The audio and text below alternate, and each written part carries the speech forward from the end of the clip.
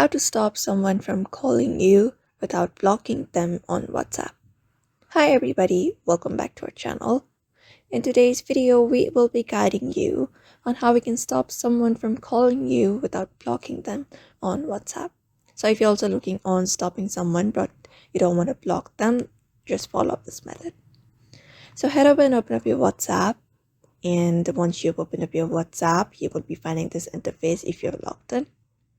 So what you're going to do is head over to the chat or the person with whom you've chatted and you want to stop them calling you. And then you can look out for the option mute there.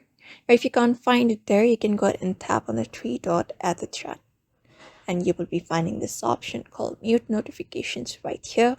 Click on it and you will be finding this pop-up. So what you're going to do is if you want to mute notifications for 8 hours, select 8 hours. But if you want to mute their notifications for 1 week, select 1 week. Otherwise, select always. And if they call you, you won't be getting any kind of notifications as you have muted them. So that is it. That is how you can stop someone from calling you without blocking them on WhatsApp by following up this method for now. So therefore, I hope this video was helpful to you. And thank you for watching this video.